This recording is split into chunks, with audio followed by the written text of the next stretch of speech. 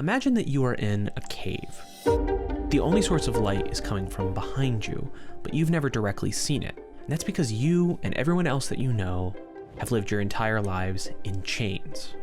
You can't even turn your head. Instead, all that you have ever seen are images, which are dancing on a wall. And since you've spent your entire life there, that's all you've ever known. Then one day, your chains come loose. Suddenly, you're able to look around and see. You're able to even move. You can see that behind you, there was a fire burning, and that there are people by that fire, and they use the light from the fire to cast shadows on the wall, like they're playing with puppets. You thought the whole world was this world of dancing shadows, but you've learned that there's so much more. Now you see it's more complicated, it's more interesting, and so you free yourself from the chains, and you start to climb. As you climb up, you notice that there's another light. It seems even brighter. You keep climbing, trying to reach that light. And that's how you escape Plato's cave. Then you're outside. Suddenly everything is brighter than you have ever expected. There's color and everything is more vivid. Things just seem more real. And you can see that everything is now illuminated by the sun. And looking at the sun actually feels painful. You're maybe even tempted to go back in the cave where it might be boring, but it's safe. Over time though, you start to adjust. You start to appreciate and understand the world for how it actually is. You're no longer content with that world of shadows, for that world of pure appearances. This is the allegory of the cave. We get this fairly late in Plato's Republic.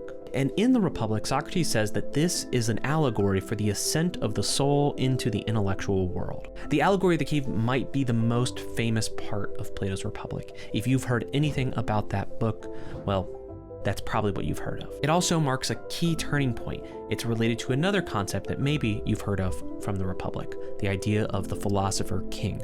And the emphasis on the soul in this story reflects one of the biggest concerns of all of Plato's Republic. But we're getting ahead of ourselves. If we want to understand the allegory of the cave, we need to understand Plato's Republic as a whole. Of all of the works of philosophy ever written, especially if we're just looking at Western philosophy, it is hard to find a book that is more important than Plato's Republic. Alfred North Whitehead once said that all of Western philosophy was footnotes to Plato, and that might seem a little silly, but there is some truth to the remark, and the Republic is widely considered to be Plato's greatest work. But if you've ever tried to read it, you'll find that it's strange. There are turns and digressions that you wouldn't expect. It's more complicated than you would initially imagine, too. Depending on who you ask, some people say that Plato's greatest work is a work of political philosophy. People like Karl Popper even say that it's the origins of Western authoritarianism. But others say that it's a guide for the care of the soul, a sort of almost esoteric manual for living well. Today, I want to offer you a guide to Plato's Republic. For 3 months on my newsletter, I led a book club on Plato's Republic. I wanted to understand it in a way that I never had before. And now I'm taking all of that work and condensing it further into this video. This is an in-depth guide to Plato's Republic. There's no substitute for reading it yourself, of course, but this video and those notes over on my newsletter might help you if you want to go on a journey. The Platonic dialogues center around Socrates. Socrates is a historical figure. He was actually a philosopher in ancient Greece, in Athens, and he was Plato's actual teacher. But Plato uses the dialogues to take a fictionalized version of his teacher to try to explore certain philosophical issues. It's very common in the dialogues for Socrates to encounter a character who claims to know more than they can actually prove. They'll say that they understand what piety is, like in the Euthyphro, or maybe they understand what knowledge is and how we can come to know things, like in the Meno. In this way, the Republic is fairly ordinary. The Republic is centered around a concern for justice, which in some translations is rendered simply as morality.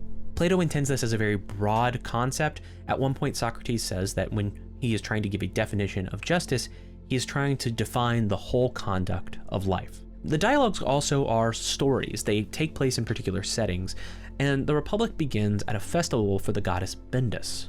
Socrates and his companion Glaucon, who is Plato's actual brother, encounter Polemarchus on their way home, and he invites them back to the home of Cephalus.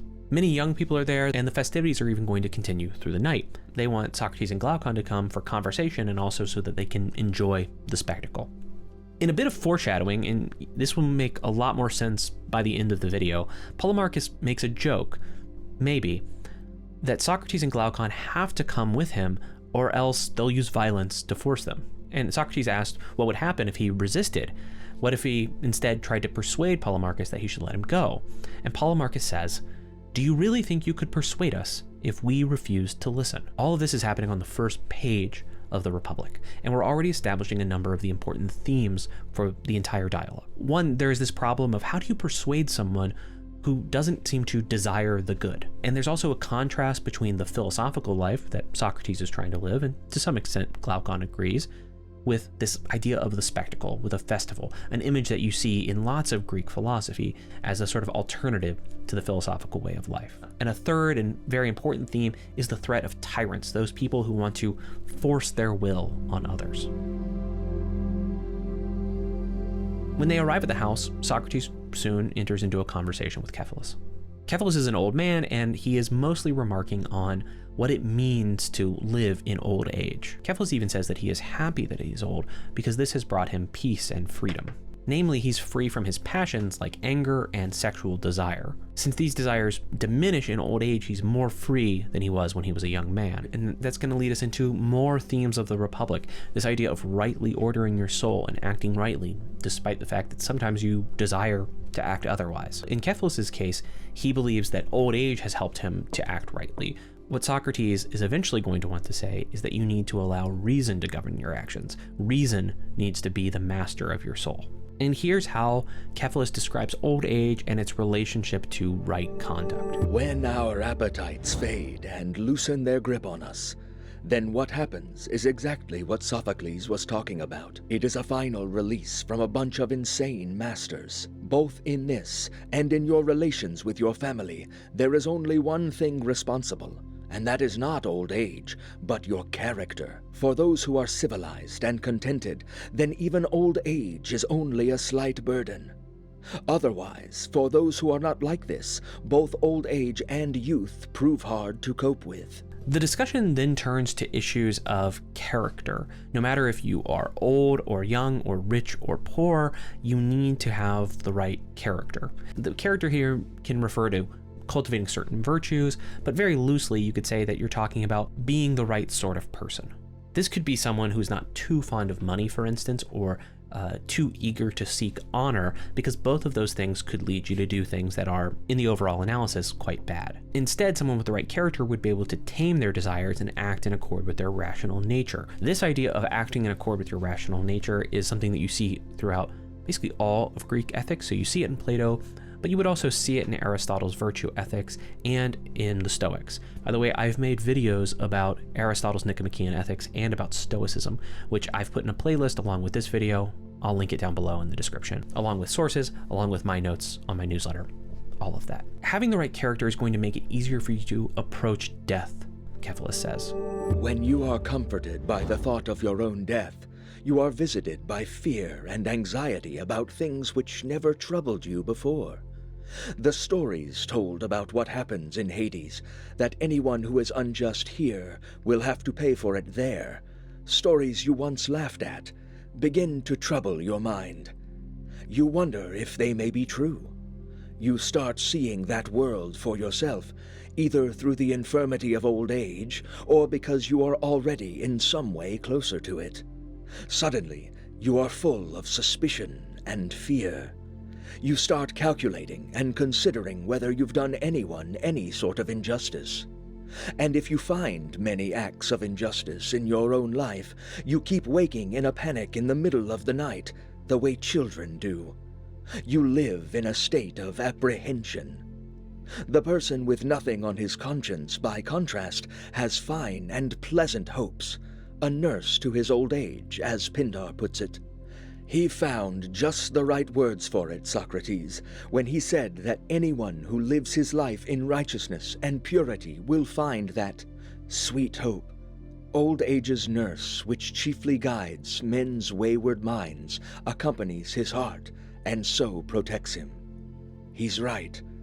Couldn't be more right. But here he is drawing a strange conclusion. He says that he values making money. In fact, he says that he attaches the greatest importance to making money. This is because if you have money, you're never tempted to defraud someone or to lie to them, and you're always able to pay your debts. To live well, you need to have a good character. He agrees with this, but you also need to make a lot of money. This raises Socrates' suspicions, and this is when they begin to have this discussion about the nature of justice. Remember, this is sometimes translated as morality. Whatever it is, Socrates says that it applies to all of our lives, the whole conduct of life. It's common in Platonic dialogues for definitions of concepts to be proposed, and then there are objections, then new definitions are given in light of those objections. This is sometimes called a Socratic method of discussion or debate. As I looked through Book 1, I found at least 7 different definitions of justice that are given. So first, Socrates proposes a definition to Cephalus. He says that justice is truthfulness and returning anything that you have received from anyone else. Then there is a definition that is attributed to a poet, Simonides. Justice is doing good to your friends and harm to your enemies. That definition is then refined a little bit and generalized, and that is justice is giving any individual what is appropriate for him. Then there's a variation on that definition, that justice is giving benefits to friends and harming your enemies. After this fourth definition is given, a new character enters the dialogue. This is Thrasymachus.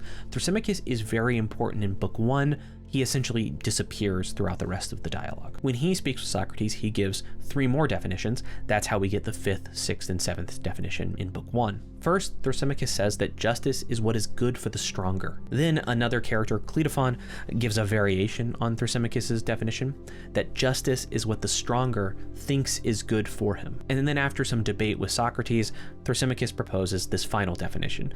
Justice is what is in fact good for the stronger, and injustice is what is profitable and good for oneself. If you're trying to give a definition of the concept of justice, Thrasymachus' definitions are quite bad. He represents a perspective that we could roughly describe as might makes right. Thrasymachus is often angry at the way that the conversation has gone. He thinks that Socrates is being purposefully misleading. I mean, in very modern terms, you could say that Socrates is often accused of trolling his discussants, and Thrasymachus thinks that he's really seen through Socrates' ruse. In the dialogue, Thrasymachus is described as looking like a wolf and being enraged by the discussion. He says this of Socrates. I knew it. The irony of Socrates. I predicted it. I told these people you'd refuse to give any answers, that you'd pretend to be modest, that you'd do anything to avoid answering if anyone asked you a question. It's hard not to notice similarities with how Thrasymachus treats Socrates, with how Socrates is treated in another of Plato's dialogues, the Apology. The Apology is widely considered to be one of the dialogues that is reflective of an actual event. It is the story of Socrates' trial in Athens. This is the trial where Socrates is eventually condemned to death. Socrates is found guilty of corrupting the youth and of being impious towards the gods. He's offered exile. He refuses exile out of principle because in order to be exiled, he would actually have to admit that he was guilty, and it was supposed to be kind of a mercy to exile him rather than to kill him. But in that dialogue, he says that it's impossible for him to lie. He says that there's actually a kind of a daimon, a spirit that haunts him, that prevents him from saying things that are untrue. That's going to be possibly contradicted in things we find in the Republic. Very generally, we can say that Socrates' own city, Athens, turns against him. And it turns against him for doing philosophy. And I think this is a critical fact to understanding the Republic. I like to think of this dialogue as a prolonged project. Plato is trying to make the case for philosophy, and he's also thinking about how do you build a city where a philosopher can do his job safely? How can he be free from threats of violence or the power of tyrants? And Thrasymachus may be a tyrant in waiting. He is someone who is a slave to his passions, as we will see in the analysis of tyranny, and this means that he is no longer truly in control of his actions, and he is certainly an enemy of philosophy. But Thrasymachus is not a particularly skillful philosopher. He's inconsistent, he is overly cynical, and he's generally unwilling to actually argue with Socrates. While there may be some truth in what he says about Socrates, Socrates is frankly a troll. It's also clear that he's not even open to being persuaded. Remember what Polemarchus says at the beginning of Book 1. Do you think you could persuade us if we refuse to listen? Thrasymachus is someone who, I think, refuses to listen. And because of this, Thrasymachus is not able to formulate a decent definition of justice. He can't even make the case that might really does make right. But this is when Glaucon comes back into the dialogue. Glaucon will be Socrates' primary interlocutor for the next 9 books of the Republic. There will occasionally be other people who speak, but primarily the Republic will be a conversation between Socrates and Glaucon. Glaucon doesn't quite make an argument for might making right. He instead wants to make an argument for injustice, acting immorally, being preferable to acting justly or morally. He says that we choose to be good because we are trying to win social approval, and we're only good when it's convenient for us or when it's a rational choice to do so. We don't choose goodness for its own sake. You can tell that Glaucon is more sophisticated by the fact that he begins by making distinctions. And those distinctions are between three types of goods. First, there are those which we value for their consequences. He calls these instrumental goods. Medical treatment is an instrumental good. We value medical treatment because it leads to health. And earning a living is good. The money that you receive from earning a living is instrumentally good because it allows you to continue to live. Then there are those things that we value not for their consequences, but in themselves. We call these merely intrinsic goods. Pleasure is Glaucon's example. Pleasure is itself just desirable. It doesn't lead to anything else necessarily. And then there are those things which we value in themselves and instrumentally, and we call those higher goods. Glaucon cites three examples, and he says those are thinking, seeing, and being healthy. So already he's more careful than Thrasymachus, and this allows him to be more precise in his initial claim, which is that justice is a merely instrumental good. It's not desirable for its own sake, but rather for its consequences. If we could, we would all go around acting unjustly. And Glaucon even says, "They say that this is the origin and essential nature of justice, that it is a compromise between the best case, which is doing wrong and getting away with it, and the worst case, which is being wronged and being unable to retaliate. Justice, being halfway between these two extremes, is not prized as a good.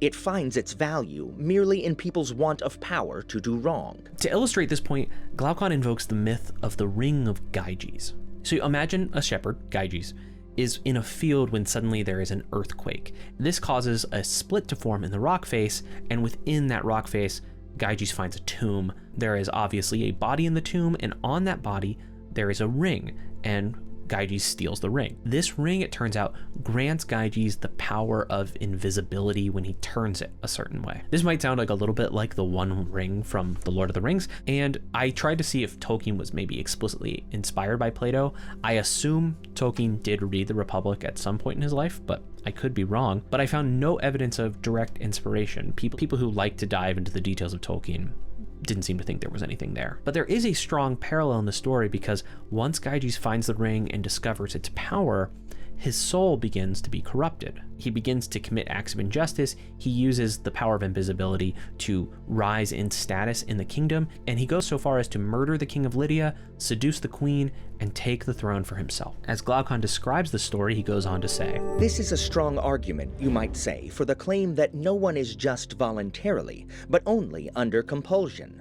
Justice is not thought to be a good thing for individuals, since wherever anyone thinks he can do wrong, he does do wrong. Every man believes injustice to be much more profitable for the individual than justice." In addition to Glaucon, there's one more interlocutor who will then join the conversation. This is Adeimantus. Adeimantus is Glaucon's brother. This makes him also Plato's brother. Glaucon is clearly the smarter of the two, though Plato will critique them through the mouth of Socrates at several points in the dialogue. Adeimantus is someone, for instance, who seems to be a bit greedy. Adeimantus tries to support his brother's argument by pointing out that justice is difficult and requires self-discipline. In contrast, though, injustice is typically easy, and people just prefer things that are easy. It seems almost obvious that we say, when you have a choice between two options, if they are going to lead to the same consequences, then you choose the easier of the two. And Adeimantus even says that injustice is a form of social control. We actually condition the strongest among us to be governed by a sense of morality so that they don't dominate us and oppress us. In here, you could almost kind of see the seeds of Nietzsche's critique of what he calls slave morality. It's often described as Nietzsche critiquing Christian morality, but it would actually go all the way back to Plato, and Plato seemed to be aware of that type of criticism. And this is the real challenge. This is what Socrates needs to overcome, and it is what we will spend the vast majority of the book doing. We need to define justice, and we need to make an argument for why justice is preferable to injustice. But very suddenly, the Republic takes a turn. And at this point, we're in book 2. We've introduced Glaucon, who is Socrates' major interlocutor, and we're going to start a discussion which is going to take up the bulk of the rest of the Republic. Socrates proposes that in order to understand what justice is and why justice is preferable to injustice, we should stop looking at individuals and instead change the subject at first and we are going to describe what we think an ideal, a perfectly just city would be. We say that there is justice in an individual, but also, I take it, justice in a whole city? In that case, maybe justice will be on a larger scale in what is larger and easier to find out about. So, if you approve, why don't we start by finding out what sort of thing it is in cities? After that, we can make a similar inquiry into the individual, trying to find the likeness of the larger version in the form the smaller takes. What he is proposing is that we start looking at what the perfect or ideal city would be. He's actually going to propose, in fact, that we build that city from scratch. Then we'll look at what the ideal city has in common with the individual, and so we're reasoning analogically here. And this should give us a better picture of what justice is in general, since we say that there are just cities and there are just individuals. Eventually, and this will happen in book 4, but we'll skip ahead, Socrates does provide a definition of justice. He says, "The principle we laid down right at the start, when we first founded our city as something we must stick to throughout, this, I think, or some form of it, is justice. What we laid down, and often repeated, if you remember, was that each individual should follow, out of the occupations available in the city, the one for which his natural character best fitted him. Justice is this business of everyone performing his own task." So we skipped ahead a little bit, but for a good reason. Because if you keep this idea in mind, that justice is a matter of performing your own task, about a kind of harmony of the whole, then we're going to be able to see why they describe the city in its kind of peculiar ways. The concern is going to be defining what a city needs, and then finding a group which can exclusively fulfill that need. For Plato, it seems that the proper city is a well-ordered and highly planned society. This has led some people like Karl Popper to make those accusations about the Republic being the root of Western authoritarianism.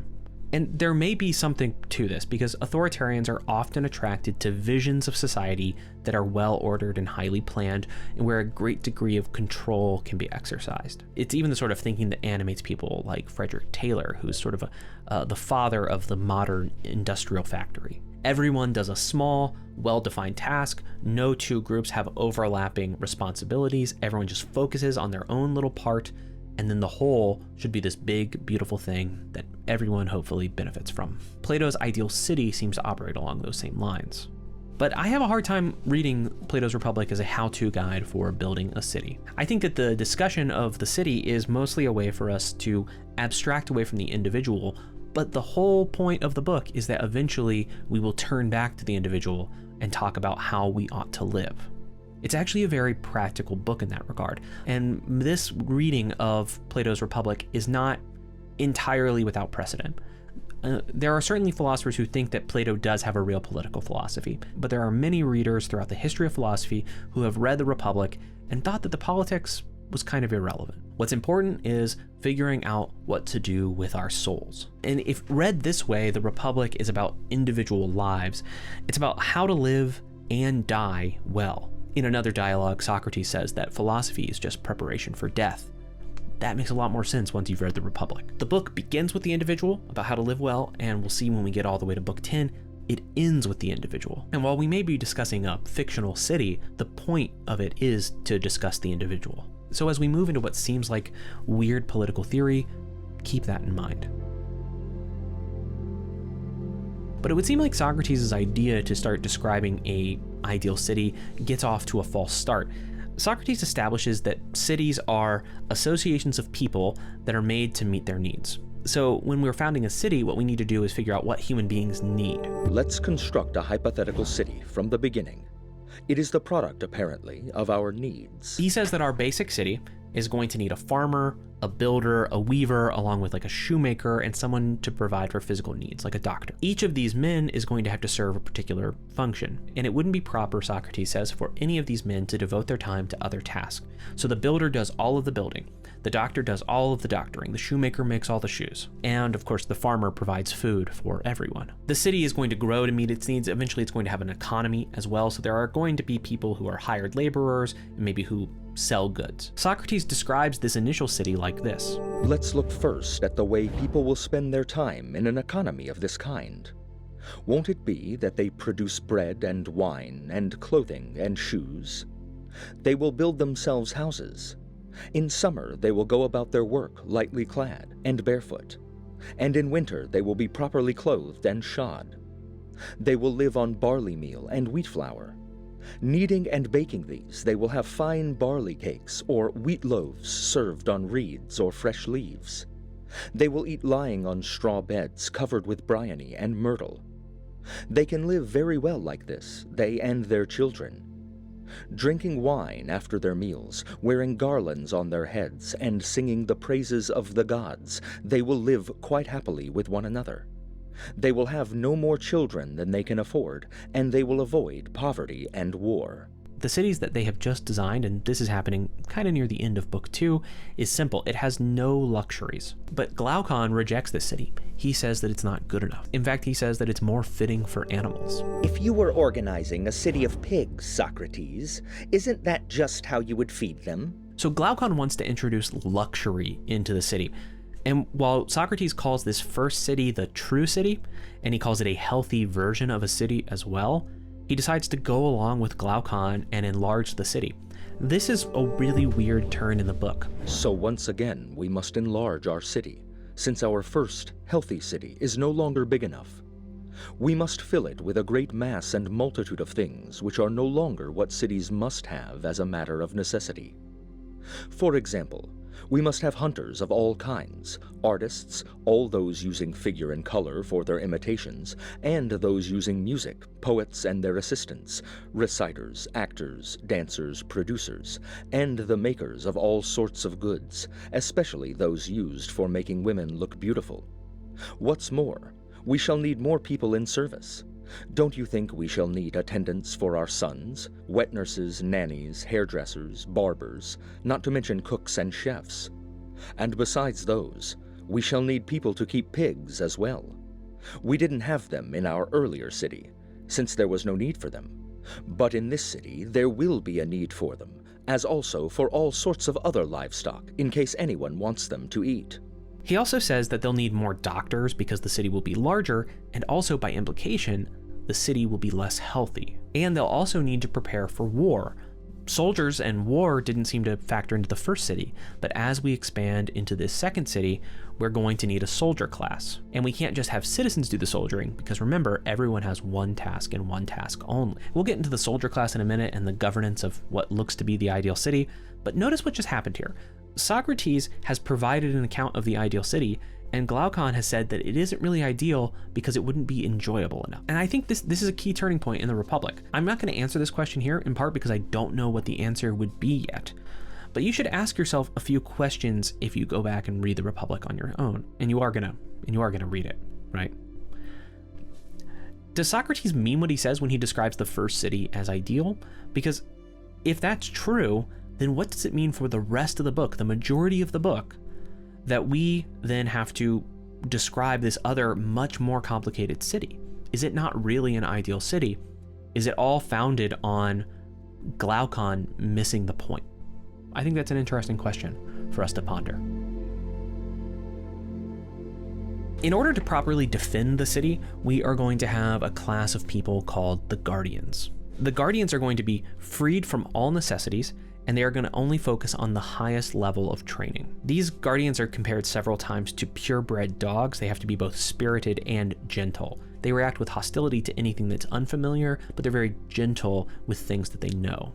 Socrates turns to the education that the Guardians will receive, with a major emphasis on the stories they will be told as youth. He says that these stories must be strictly controlled, or else they would give the wrong impression to the Guardians. And in particular, it would lead them astray, and they wouldn't believe the right things about the gods. That's a really interesting thing to note, because remember that the historical Socrates is put on trial because he's said to be impious and to have false beliefs about the gods.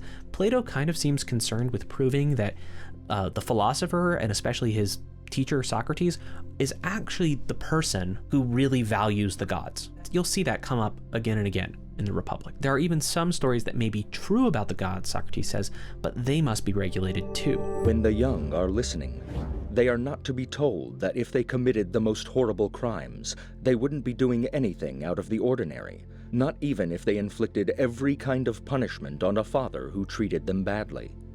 We won't tell them that they would merely be acting like the first and greatest of the gods. As we move into Book 3, you'll see that there are even further regulations on stories that are told to the Guardians. And there's also restrictions on how they are told.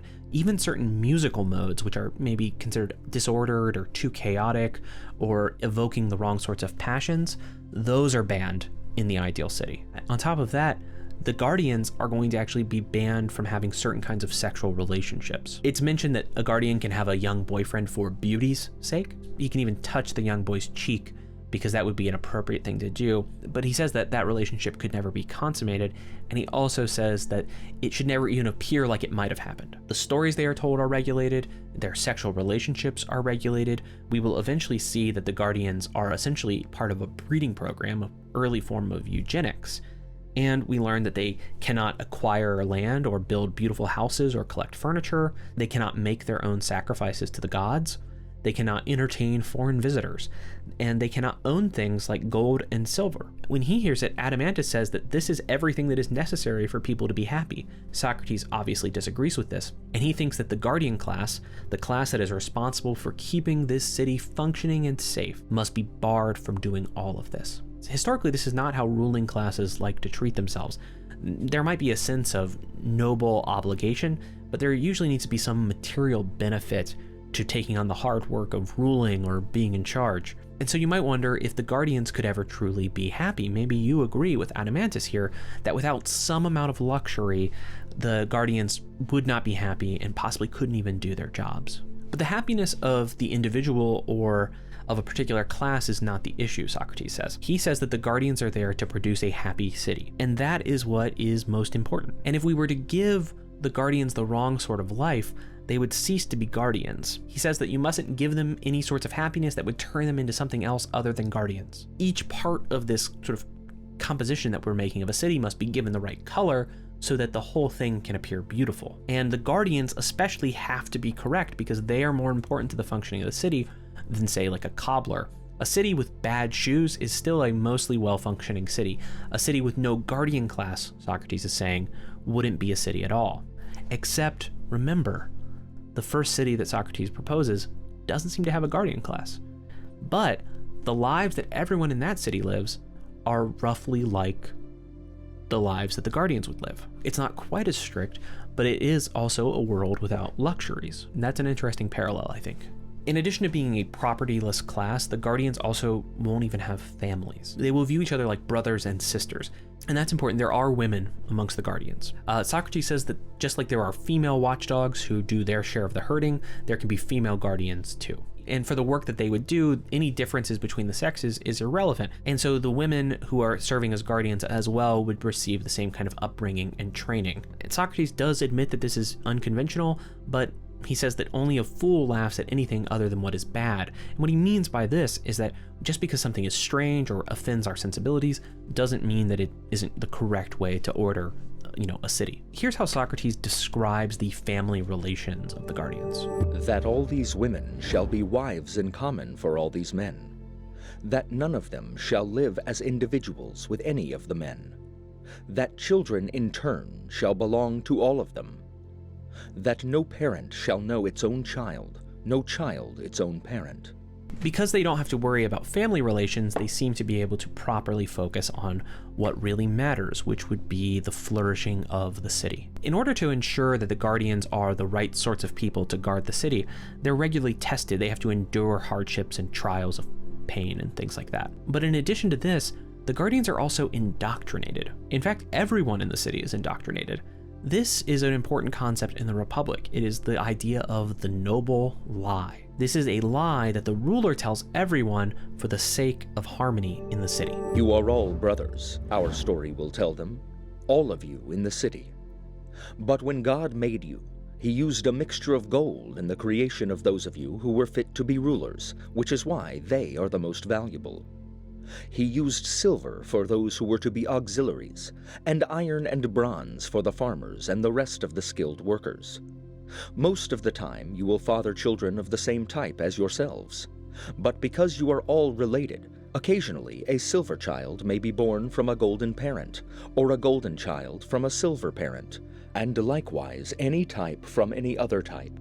The first and most important instruction God gives the rulers is that the thing they should be the best guardians of, the thing they should keep the most careful eye on, is the compound of these metals in the souls of the children. If their own child is born with a mixture of bronze or iron in him, they must feel no kind of pity for him, but give him the position in society his nature deserves, driving him out to join the skilled workers or farmers. On the other hand, any children from those groups born with a mixture of gold or silver should be given recognition and promoted either to the position of guardian or to that of auxiliary.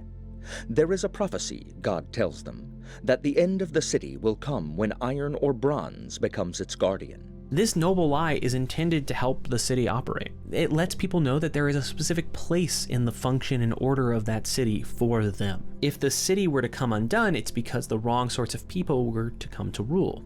If we go back to the soul, we might have lost sight of the soul for a moment, so let's go back to that, and we could say that the soul would come undone, the soul would deteriorate, if the unjust person is ruled by the wrong parts of the soul. But we'll see more about that pretty soon. But this should strike you as a little bit odd, because if we are trying to establish that the rational elements of the soul should rule over all the other parts, as we will eventually hear in the Republic, it is a little bit odd that Plato seems to think you have to believe certain lies in order to accomplish that. Does that mean the order of the soul is also maintained by a noble lie? That there are lies we tell ourselves which allow us to do the right thing? And if we have to lie to ourselves and each other, isn't there something to Thrasymachus's idea, or maybe Adamantus's idea, that morality is just a fiction that we tell each other to make sure that everything kind of just works? We're going to see this arise one more time in the rest of this video, and that's when we discuss the myth of Of course, if there is a lie that has to be told in order to keep the city operating, there needs to be someone in the city who tells the lie in the first place. And that would be the ruler of the city, the one who is entitled to lie. And that person is the Philosopher King. There is no end to suffering, Glaucon, for our cities, and none, I suspect, for the human race, unless either philosophers become kings in our cities, or the people who are now called kings and rulers become real, true philosophers, unless there is this amalgamation of political power and philosophy, with all those people whose inclination is to pursue one or other exclusively being forcibly prevented from doing so. Otherwise, there is not the remotest chance of the political arrangements we have described coming about, to the extent that they can, or seeing the light of day. The philosopher is said to be able to rule because he possesses certain character traits which make him the ideal person to take on those responsibilities. And I said he there, but there's no reason to think a Philosopher King also couldn't be a woman. One admirable element of the philosopher's nature, one of the things that's going to allow the philosopher to rule well, is his love of learning. He is always in love with any learning which helps to reveal that reality which always is, and which is not driven this way and that by becoming and ceasing to be. Indeed, Socrates says that a philosopher is someone who is in love with the whole of reality. The other philosophical character traits that we find admirable are truthfulness, self-discipline, greatness of spirit, courage, justice, quickness of mind, good memory, refinement, and charm. In the narrative of the Republic, this is an argument for why the philosopher should become a philosopher king. In the reading that I'm putting forward of the Republic, where it's primarily about our souls, you could instead think of it as Plato enumerating character traits that we should all strive to cultivate as we better ourselves. But being a philosopher or a philosopher king is difficult because a philosopher is not at home in this world. And Socrates makes an analogy with a ship. So Socrates says, imagine there's a ship owner who is larger and stronger than everyone else, but he's also short-sighted and he's lacking in knowledge. Socrates describes his knowledge as matching his eyesight, so he doesn't have much knowledge, just like he can't see very far. The sailors on the ship begin to fight over who would be captain. Maybe it seems like the ship owner is not particularly good at his job, but all of the sailors think that they could each individually do better. They all think that they ought to be captain. They try to do whatever they can to get the ship owner to abdicate or to give up power so that one of them can become captain. They could even resort to violence. Socrates says that they beg him and they do everything they can to make him hand over the tiller. Eventually they tie up the ship owner and they take control. And when they're so happy, they begin feasting and drinking and they're sailing terribly. They seem to be under the impression that anyone who is good at convincing others that they would be a good captain is a good captain. They've confused the art of persuasion, or the art of taking power, with the art of being able to rule well, or to be a good sea captain. And anyone who can't persuade is called useless. And remember again what Polemarchus says: do you really think you could persuade us if we refuse to listen?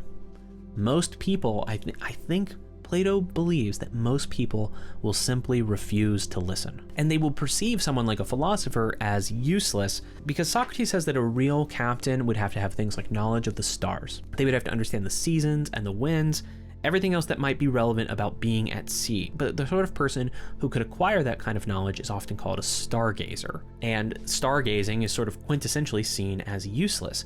This shows up early on in the history of philosophy. The philosopher Thales was also an astronomer. And while he came to be considered one of the 7 sages of ancient Greece, in his lifetime, he was mocked for his stargazing. In the Theaetetus, actually, Plato tells a story about Thales. It says that Thales was studying the stars and gazing into the sky, and he falls into a well. And then a servant girl, a Thracian servant girl, makes fun of him, saying that he's crazy, and especially he was crazy for wanting to know about the heavens when he couldn't see what was in front of his own feet. Thales is so concerned with higher things, with the heavens, that he is unable to understand what's going on around him, and people mock him because they think what he's doing is useless. This story, by the way, makes it all the way into one of Aesop's fables. The philosopher or the scientist is someone who is seen as useless or unworthy or worthy of mockery, but Plato says no, in fact, they would actually make the best kings. When Thales is looking up and ignoring the world around him, he is learning about better things. And the person who is learning about better things is best off to come and rule over ordinary life. The philosopher is not going to exist well in society. There are many forces in society that can corrupt the would-be philosopher, and there are many frauds as well. But crucially, Socrates says that those who have tasted how sweet and blessed a possession philosophy is will be able to see the madness of the many. Because they can see past the madness of crowds, they are worthy to be an intellectual and political elite. Okay. So this elitism is actually something that you find all over Greek philosophy. It offends our modern sensibilities because, very broadly speaking, we are liberal and democratic individuals. Most people who are watching this are products of something like the Renaissance and the Enlightenment, the Industrial Revolution. So we have inherited a world that is anti-elite. We at least like to pretend to be egalitarian, meritocratic, and respecting the equal dignity of all persons. This is sort of the political but also philosophical air that we breathe. So when we encounter someone like Plato, we see that sometimes he assumes none of these things. It can be rather jarring. We're put off by the elitism. This speaks to a larger complication that we face as we become readers of ancient texts. We want to read them on their own terms. We can't expect Plato to be thinking in terms of, say, human rights. Human rights as a concept kind of exist in various ancient sources, but they don't really get developed into a robust idea or become a dominant moral framework until much later after Plato. And so we have to understand Plato as a Greek writer writing for other Greeks first and foremost. And not just Greeks, but ancient Greeks. I mean, the modern Greeks who might watch this, first of all, hello, but you might be somewhat culturally closer to Plato, but you're still temporally distant from him. I mean, he was writing thousands of years ago. But we can't just try to consign him as a Greek writer writing for Greeks either, because we aren't Greeks. We have to find a way to interpret these texts that makes sense for us too. This is part of the difficulty of reading old books. If we didn't try to interpret it for ourselves and kind of incorporate it into our own ways of thinking, we would be turning this into just a historical curiosity or an artifact that we can kind of admire, but not a living and breathing text that we can actually engage with. So just as an aside about this, I want to tell you about this essay called On the Reading of Old Books that was written by C.S. Lewis. So Lewis says that every age has its own kind of peculiar outlook. We might call this a worldview. Elitism is simply part of the ancient Greek worldview. And it's one of those things that stands out to us because we don't take elitism for granted like they do. But that's actually part of what makes ancient Greeks so valuable to us. They help us to examine our own discussions. If we are anti-elitist, if we are egalitarian, if we are meritocratic, or if we are democratic, as we'll see, Plato is no fan of democracy, if we are any of those things, we need to be able to give positive defenses for our own beliefs. So reading an ancient Greek text like this actually helps us to examine our own assumptions as well. Lewis describes this as keeping the clean sea breeze of the centuries blowing through the corridors of your mind. and we allow the clean sea breeze of the centuries to blow through our minds by reading old books like Plato's Republic. The philosopher is someone who possesses knowledge that others lack. But what exactly is this knowledge? Plato gives a few descriptions in different parts of the text, and the two most important are the analogy of the divided line and the allegory of the cave. So in the analogy of the divided line, Socrates asks Glaucon to imagine a line. This has been divided into two unequal sections, so one of them is bigger than the other. The smaller section represents the visible world, and this is made up of two even smaller sections, which represent first images, and then a section for things represented by those images. First section has things like shadows and reflections, and the second section has things like animals or ordinary objects or plants. The larger section of this line represents the world of ideas. And that larger section is itself divided partly into things that are known through dianoia, and then other things that are known through noesis, or understanding. That last category is really the realm of philosophy, because as you come to understand things, you are reasoning back to first principles and away from assumptions. And you're no longer relying on things like the transient world of appearances. So philosophers have this access to this higher realm of knowledge. They can know things about the real world, while most people content themselves to know things about knowledge of things that are merely apparent, or to take on many assumptions about the world and never question them.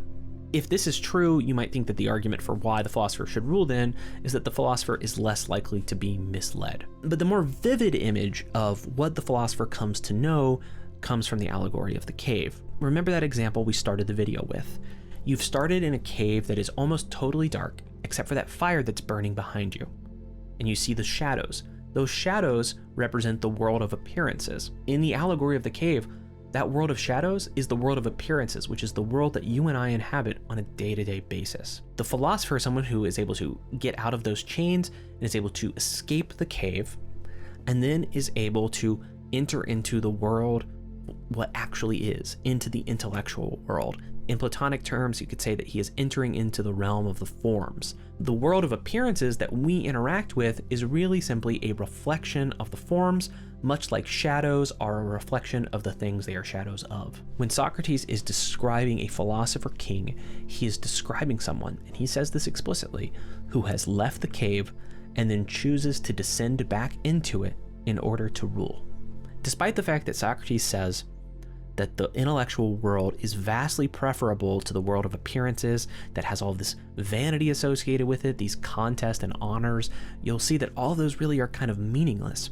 But the philosopher king, in a way, seems to sacrifice his enjoyment of the intellectual world in order to concern himself with concerns that really are more fitting just for the cave. If we're speaking very loosely, it's like the philosopher king is someone who can come and rule because he knows kind of all this stuff that we spend all of our time on day to day is frankly kind of bullshit. And the philosopher doesn't care about that bullshit. And since the philosopher doesn't care about that bullshit or could see through it, he is going to be a very fitting king. When Heidegger comments on the allegory of the cave, by the way, he doesn't give it as much of a metaphysical interpretation, but instead describes it as someone who is the product of being educated. And I quite like that reading that Heidegger gives. And that's in his essays on what is called thinking. So it's really a matter of someone who has been educated in order to understand higher intellectual things, but a ruler has to not just deal with intellectual concerns.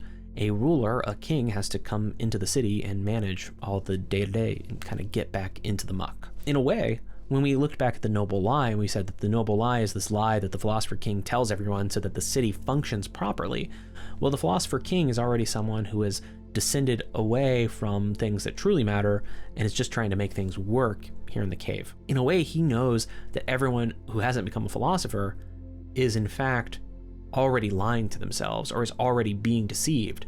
So the deceit that he then adds to it might not be that bad, especially if it eventually directs those individuals into doing the right thing. I don't like those arguments for the noble lie. I don't like the idea of a ruler of a city trying to lie to the populace in order to get them to do the right thing. But if you took this as political philosophy, which again I'm unsure of, that would be what Plato seems to be suggesting. So if we were going to describe Plato's ideal city, I think you could describe it like this. It is a city that has been engineered so that every class of citizens performs only one task or serves one function. And they are assigned to those classes based on their natures, about what they are most suited to. Some of them are made of gold, some of them are made of iron, etc. Those who are going to have to deal with the day-to-day material concerns of keeping people alive and or of keeping the city operating, those are people like farmers and artisans and merchants. And above them stand the guardians. This is the soldier class that protects the city and also governs it. They live purer lives, it seems. They live communally, they have no property of any kind, they have no money, they have no families, they are wholly dedicated to the service of the city. Their social structure has been engineered to prevent factionalism so that people cannot vie for more power than would be appropriate. And then above the guardians, there is the Philosopher King. This is someone who loves truth, who has been educated in things like mathematics and dialectics, and has come to know the forms or the world for how it really is. The Philosopher King has escaped the cave and has seen the intellectual world, and then has come back into the cave to govern the people within it. And the actual definition of justice that we receive is each part doing its own task. So you might say that justice for Socrates is a kind of harmony. This is true in the city, but it's also true in the individual's soul. Now, but we haven't really done a lot to make sense of that parallel between the individual city and the individual soul. But interestingly, this becomes much clearer when Socrates starts to describe alternative regimes, because Plato gives us a description of 5 different types of cities. The ideal city that we have just heard about is one of them, and it's an aristocracy. But along with aristocracy, we'll describe temarchy, oligarchy, democracy, and tyranny. Our ideal city is an aristocracy. That's that ancient Greek elitism showing its head again. It is a city that is governed by its better elements. I mean, literally in the myth of the metals, it's the better elements. And the virtue of the city is found in the willingness of the other parts of the city to be ruled. That is the just and harmonious function of the ideal city. You know, you could probably guess that I think this is an unappealing way to look at politics, but it becomes a little bit more desirable when you think about it as applying to your own soul, to you as a person. The aristocratic person is someone who allows the better elements of the soul to govern the rest of the soul. And Socrates does say that there is a one-to-one correspondence, by the way, between these types of regimes and types of people. So as we see the types of regimes, we're actually going to see 5 different ways that you could live your life. And he thinks we should all strive to be spiritual aristocrats. To understand this a little bit more, you have to understand Plato's conception of the soul. So for Plato, the soul was made up of 3 parts. This is reason, spirit, and appetite. Reason is related to our rational activities. Spirit is naturally attracted to things like honor and esteem. And appetite concerns our desires. The aristocratic person is one whose spirit and appetite, so one who's concerned for honor and also his desires, is governed by reason. They all answer to reason. And reason ensures that the other parts of the soul operate harmoniously, so nothing takes on disproportionate power or throws off the balance, and that would be an unvirtuous or vicious way of living. This ideal city, though, could eventually deteriorate, and Socrates seems to say it would slowly deteriorate. And so we would start off as an aristocracy, we would become a temarchy, but then you continue to degenerate, and that's when you become a tyranny. The city goes from an aristocracy to a temarchy due to errors of the ruling class. Remember I said the guardians are the products of eugenics? There are people in charge of their breeding to make sure that only gold individuals become part of the ruling class. But Socrates says, through kind of some weird math actually, that eventually there will be a guardian who doesn't fully understand the rules, mistakes happen, there will be injudicious unions, and the children will not have the right nature. So you'll have people who are admitted to the ruling class who don't really deserve to be in charge. To put it very bluntly, the eugenics program fails. This will lead to the improper governing of the city, and what the city values will change. And eventually this becomes the temarchy. The temarchy is an honor-loving regime.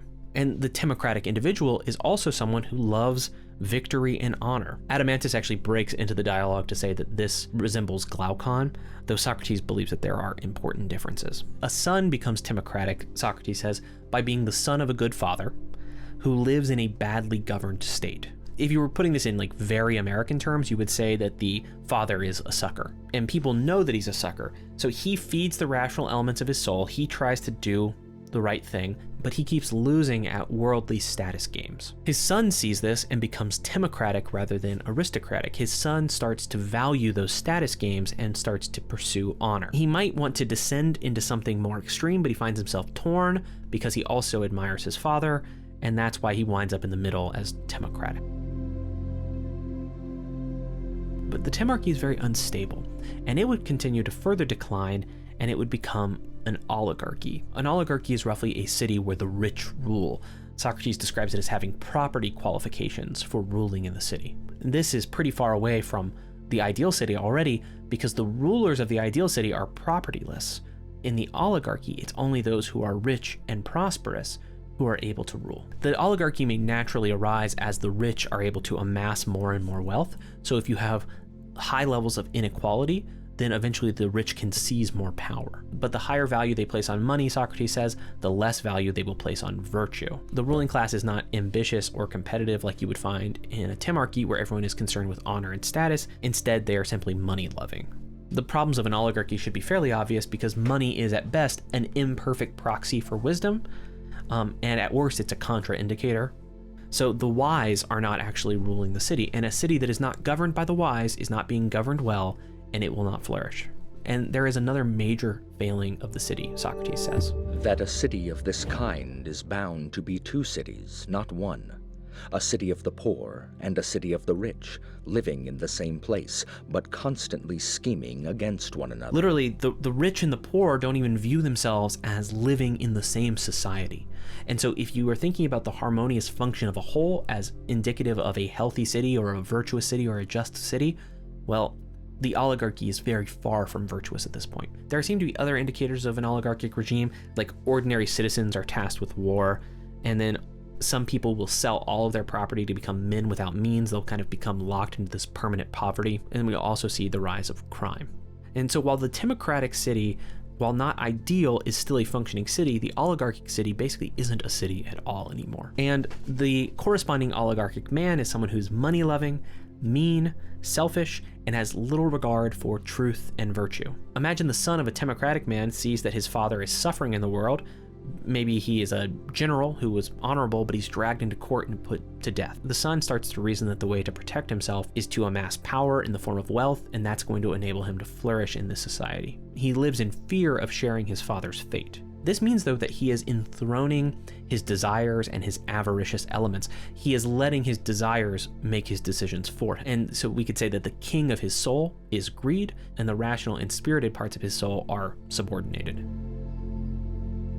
But even worse than an oligarchy, according to Socrates, is a democracy. Democracies arise when people start to look at the ruling class and see that they are ours for the picking. They see them as a vulnerable class of people that you could easily overthrow. The poor will have a revolution, and when they are victorious, they will kill their opponents and exile them, and then they will divide the city into equal shares, and this is when you've established a democracy. We think of democracies as the pinnacle of human freedom. In fact, when we talk about free societies, we typically mean liberal democratic societies. But Socrates does not believe that democracies are truly free. Even at the time, there was a widespread perception that they were free cities made up of free men, and thus he thought that democracies were the most attractive of regimes. It will be attractive or pretty like a coat of many colors or like a floral deck, because it will be made up of so many different colors, which all represent the variety of moral decoration. That's the phrase he uses. But the attractive features of democracy obscure the reality of the situation. Then there's the tolerance of this city. No pedantic insistence on detail, but an utter contempt for those we showed such respect for when we were founding our city.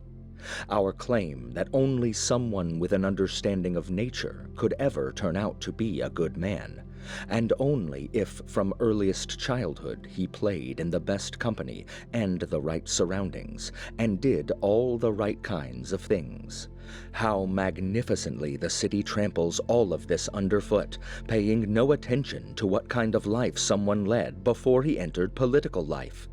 All anyone has to do to win favor is say he is a friend of the people. When Glaucon hears this, he gives a kind of sardonic remark, saying, "Ah, yes, true nobility."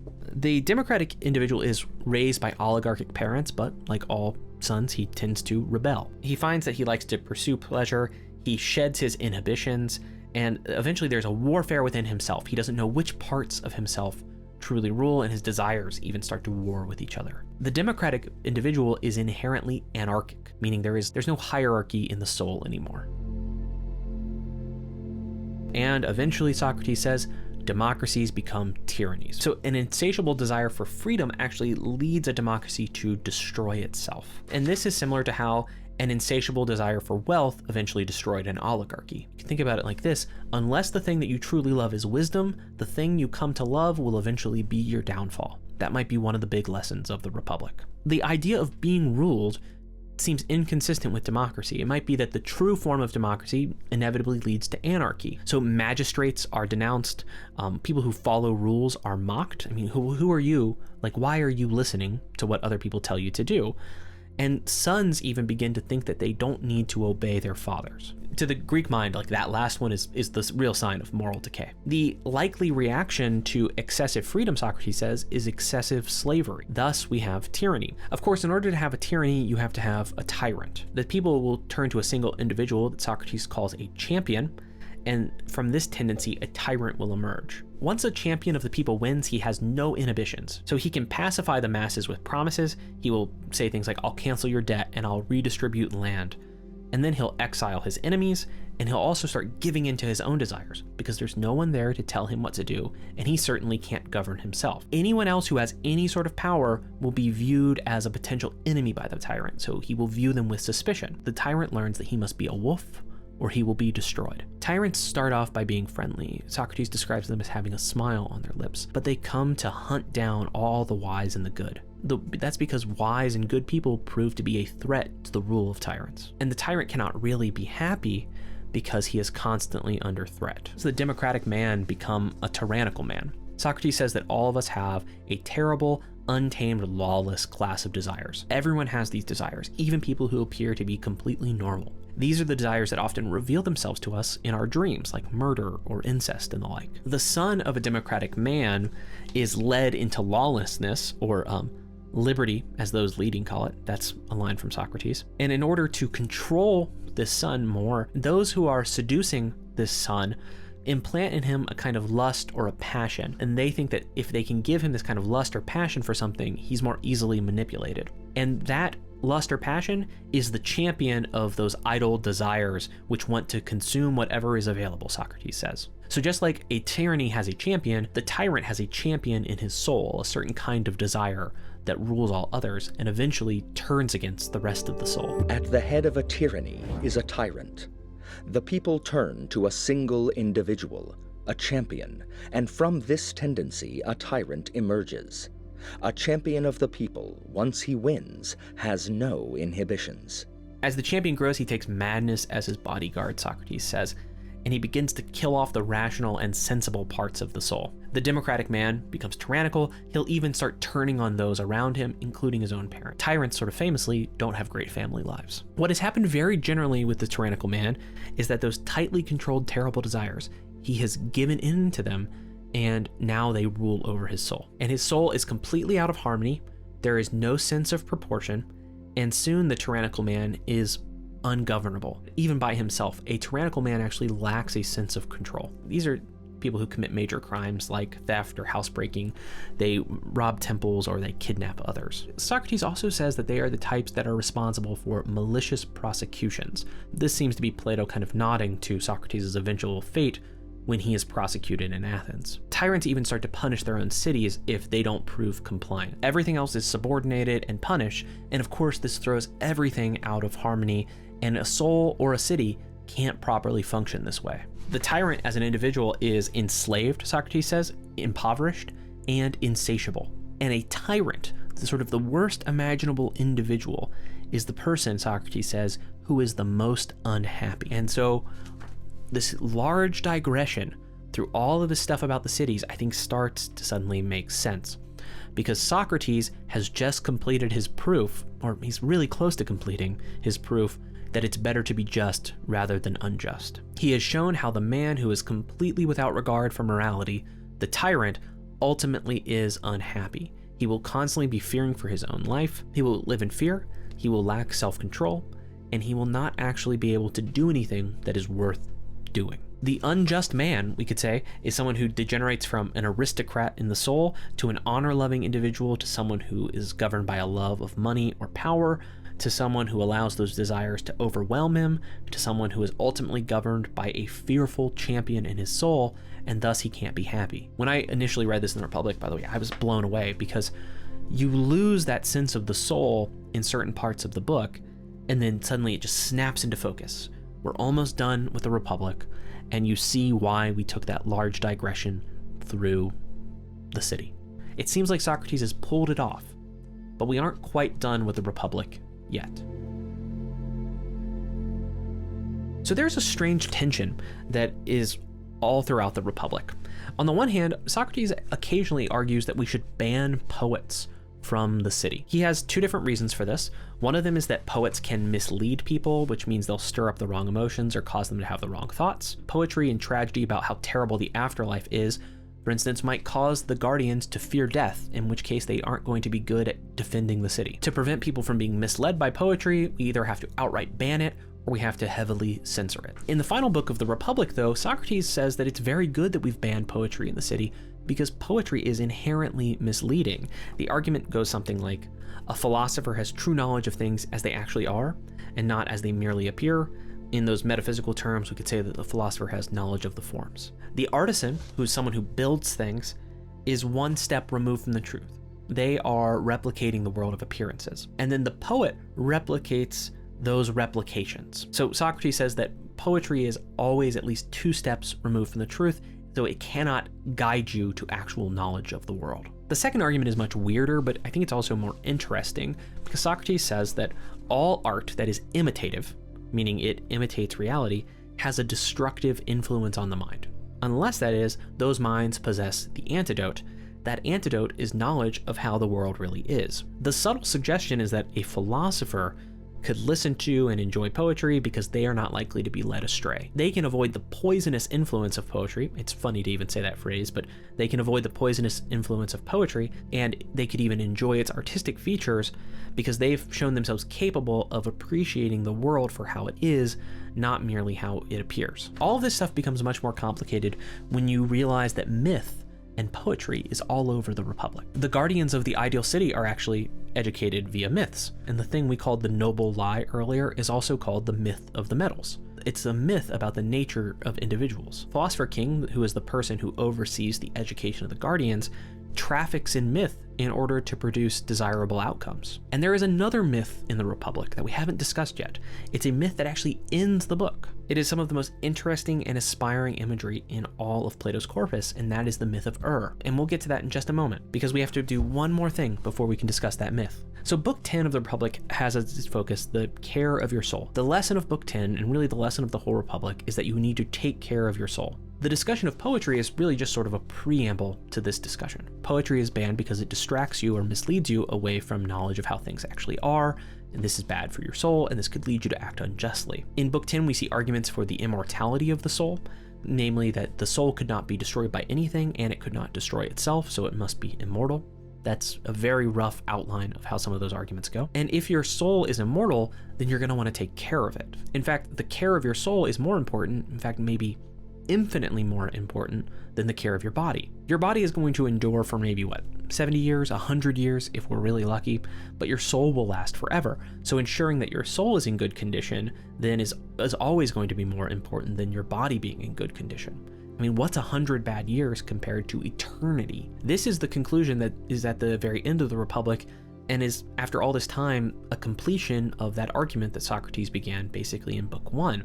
He wants to say that it's better to be just than unjust because justice ensures the integrity or the health of your soul. And he illustrates this with a myth. That's the myth of So Socrates tells the story of a man who dies in battle. But as the bodies are being collected from the battlefield, people notice that his body is not decomposing. A few days later, his body is set on a funeral pyre and they go to light it, and that's when he awakens, and he tells everyone about what he saw in the afterlife. I mean, we're going to get to this description of the afterlife in just a moment, but just note a few things from the start. While this is called a myth in modern translation, and I think it's a perfectly fine way to describe this, it could also just be called a speech or an account. Socrates seems to present this like something he actually heard, but this appears to be a story that Plato invented. While he's taking motifs from other ancient myths and stories, I think he's making this up for the purposes of the Republic. And as we think about the myth of we can try to keep that in mind. Soul left his body.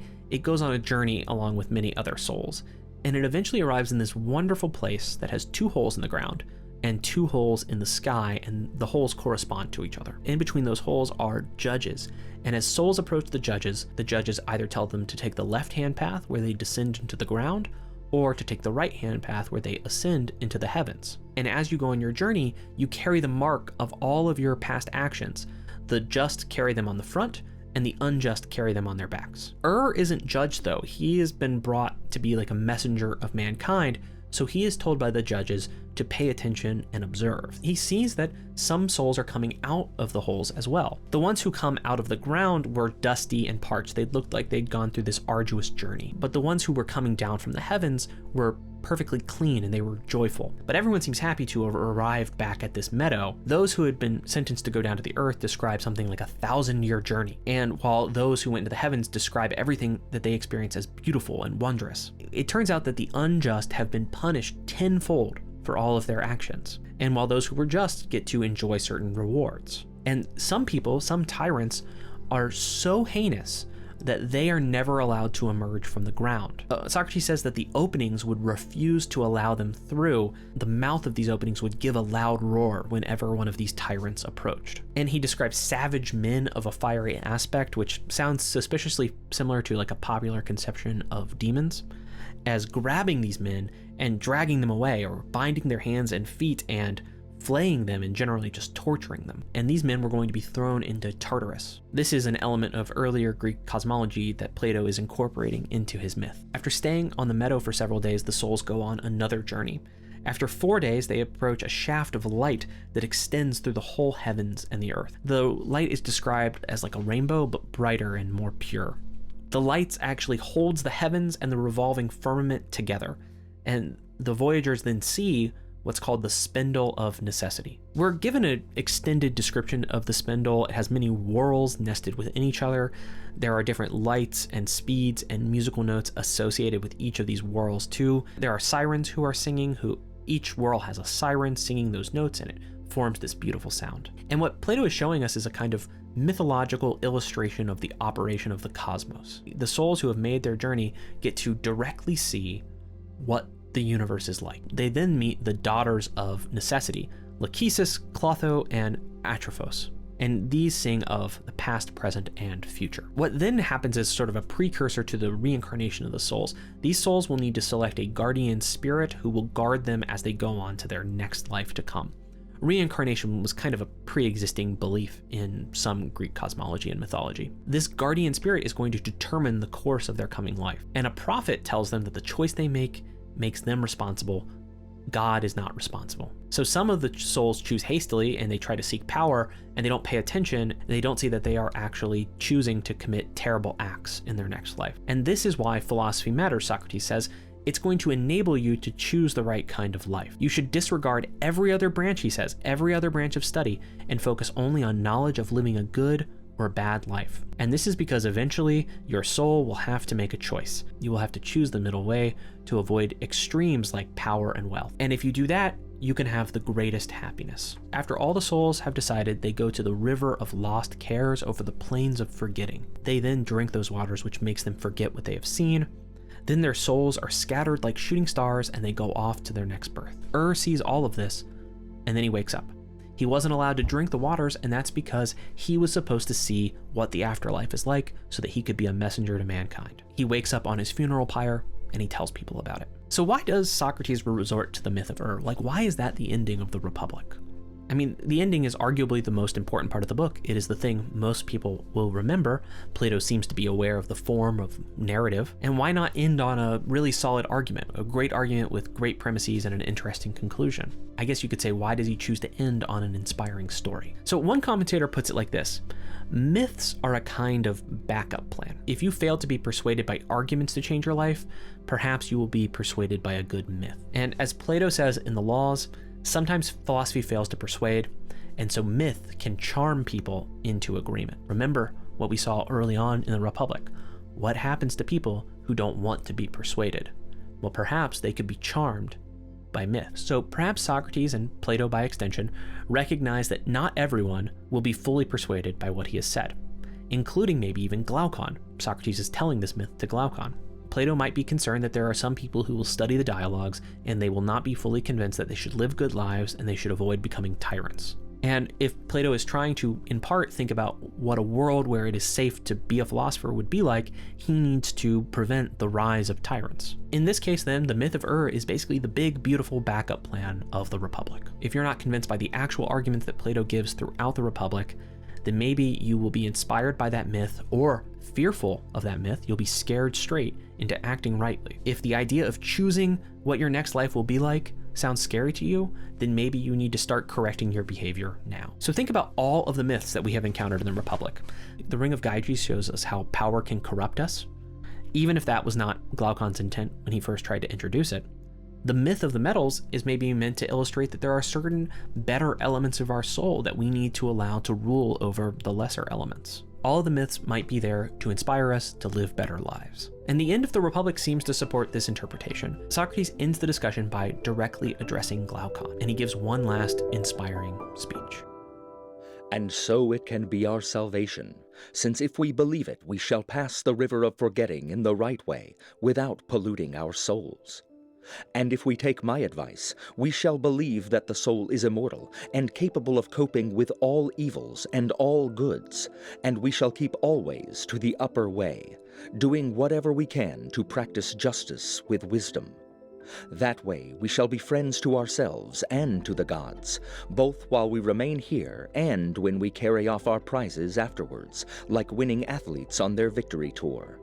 And so, here and on the 1,000-year journey we have described, let us fare well.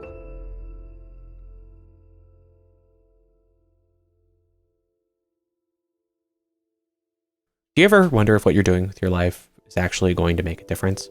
You probably don't think about that question every day, but if you're someone who would make it through a video like this about Plato's Republic, I have a feeling you've at least asked yourself that question a couple of times. Making a real positive impact might seem like a lot to ask from your job, but there might be many more ways that could actually make a positive impact on the world than you currently know about. If you want to explore which problems are most important to work on, or which careers would actually allow you to have the greatest impact on the world, or how you personally might make a difference, then you should check out 80,000 Hours, who are sponsoring today's video. I've partnered with 80,000 Hours several times before, and I'm always happy to do so again, because I think that they can really help you to make a difference in the world. And unlike most other sponsors, 80,000 Hours isn't selling you anything. They are a nonprofit, and everything they have, they are giving away for free. You'll spend about 80,000 hours working in your career on average, and 80,000 Hours wants to help you use those hours to make a difference. And they can do that by helping you find a high impact career that focuses on the world's most pressing problems. Over on their website, 80,000 Hours offers research on those high impact careers and how they directly make a difference on the world's most pressing problems. They also have concrete, practical advice for making a career plan based on what you value, what you enjoy, and what you're good at. Their podcast offers in-depth discussions with global experts on some of these problems and potential solutions. And when you're looking for a job, they have a job board that's going to help you find those careers that can make a difference. That job board has hundreds of openings that they think might help you make a positive impact. To get started on a career that works on the world's most pressing problems, you can visit my link down below. Just sign up at 80,000hours.org/Jared Henderson. That link is down in the description, so you don't even have to remember it. And thanks again to 80,000 Hours for sponsoring this video.